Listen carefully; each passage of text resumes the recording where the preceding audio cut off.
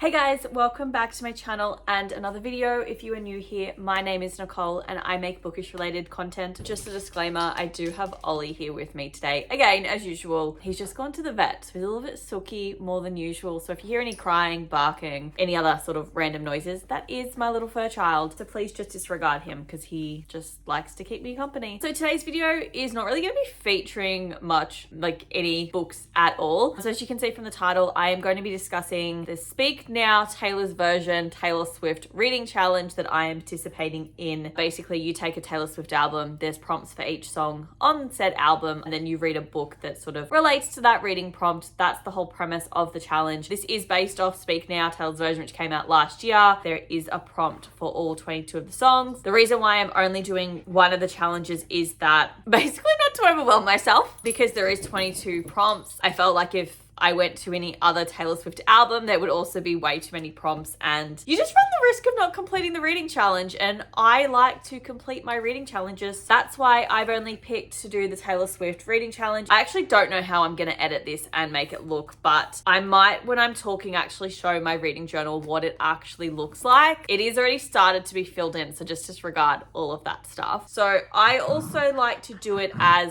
can't double up on books. So basically that means that I can only use one book once in the whole reading challenge. So I can't use it, for example, for like the mind prompt and then later on be like, oh, it actually matches the Sparks Fly prompt. Not that any book actually would if you think about it. So that's what I mean. Like I can only use the book once in the prompt because I just feel like it's cheating otherwise. Like I like to challenge myself a little bit more. So that's what we're doing. So let's just get straight into the 22 reading prompts. So the first prompt is for the song Mine, and it is reread one of your favorite books. This is one I think I'm going to struggle with just because I don't like to do rereads. So like I'll actually have to find one of my favorite books and reread it. The problem is that a lot of my favorite books, they're like in series. So like if I read one, I've got to read the rest of the series, and that's just a big commitment, and I've got other stuff I need to be reading. I think that this is going to be a prompt that I won't tick off until closer to the end of the year, just because my focus this year is to get my TBR count down under 100 books. I don't want to be rereading books I've already read because I'm just wasting a book that I could have been using to get my TBR lower. Prompt number 2 is for Sparks Fly, one of my favorite songs on the album. And that is a book about the start of our romance. And then prompt number 3 is for the song Back to December. And this one is quite simple. It's a book set in December/winter. I contemplated not keeping the winter part in purely because in Australia, December is our start of our summer. I feel like I'm going to leave that for probably like a Christmas novel set in December/winter. Prompt number 4 is for Speak Now, which is read a book that features a wedding. I was contemplating using Divine Rivals for that. However, it wasn't like a full-on proper wedding. Whereas with the song Speak Now, like she's literally detailing like a full, we've gone all out for our wedding kind of a moment. Whereas this one was like, the wedding was like a minor part of it and just sort of happened. I've got it like written in to say Divine Rivals with a question mark, just so I remember if I struggle to actually, if I don't read another book with a wedding, I can just insert that book in for that prompt. But I would rather go for a book that features a bit more of the wedding in the story, not like a little random sort of like side step moment in a chapter. Prompt number 5 is Dear John, which is a book with a toxic relationship. I try not to read books with toxic relationships, so I don't know how well we're going to go with completing that one. And then prompt 6 is Mean, a book with a mean antagonist. Prompt 7 is The Story of Us, a book that features an awkward encounter with a character's ex. I think that'll be an easy one to also complete. I read a lot of contemporary romances and there's always an awkward encounter with an ex. It's pretty standard. Prompt 8 is Never Grow Up, a book that follows the protagonist growing up. I think this one will be a little bit difficult because I don't like to read books where the character's younger and then ages up. So that might be one that's sort of left towards the end of the year that I'm not really sure what I'm going to do with. We then have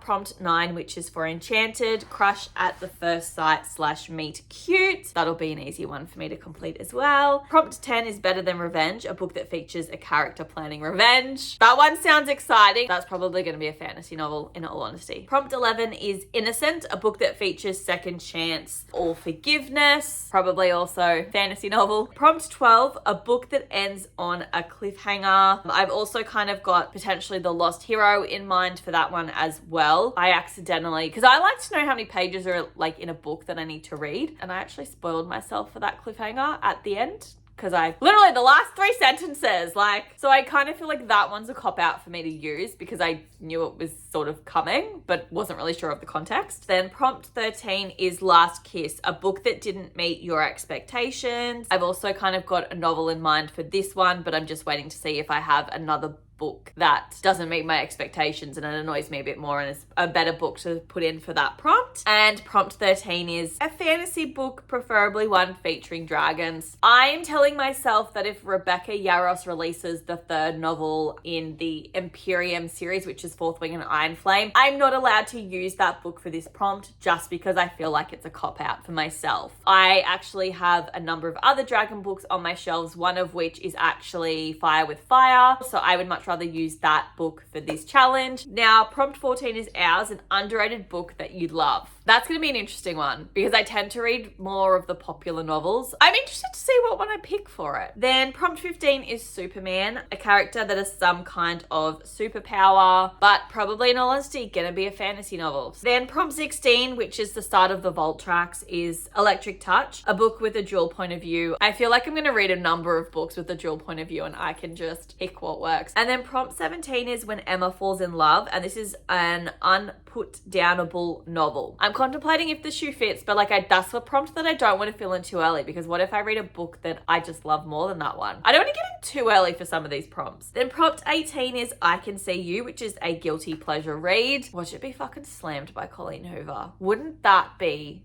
just irritating for me as a person? I'm gonna laugh so hard if that's the case. Then prompt 20 is Castles Crumbling, which is one of your most anticipated reads. My most anticipated read is House of Flame and Shadow by Sarah J Maas, which is the 3rd book in the Crescent City series. That is the only book that I'm allowing myself to basically use because it is my most anticipated book of the year, and I know that I can use my other anticipated reads for other prompts that I'm gonna read. And then prompt 21 is Foolish One, a YA contemporary. I'll be sweet. I've got so many over there. I'll probably use Slammed. Actually, I don't like that. We're gonna not do that. And then prompt 22 is a book in the historical fiction genre. This is one I'm also gonna struggle with just because I don't read historical genre. I did contemplate using like Divine Rivals or Ruthless Vows for this, but then I looked it up and saw that apparently The Seven Husbands of Evelyn Hugo is considered historical fiction. I've been like looking for an excuse to buy that book and read it, and I think this is going to be my excuse to do so. Alrighty guys, so they are the 22 prompts, song titles for the Speak Now Taylor's Version reading challenge. I did actually want to say that I did not come up with these prompts myself. I did find them on the internet. However, I didn't actually like some of the prompts, and I actually merged together a couple of different prompts from different sort of people that had come up with the challenges and made my own. So I will list the questions down in the description bar below if anyone else is interested in participating in this challenge. There's not much else I can really say about this except that, of course, I combined Taylor Swift and reading. Any opportunity I get. I will provide, I guess, updates with how I'm going on this later on in the year. I might just do like an end of year one with the whole Taylor Swift reading challenges. But yeah, I hope you guys enjoyed this video and I will see you next Monday for another one. Bye.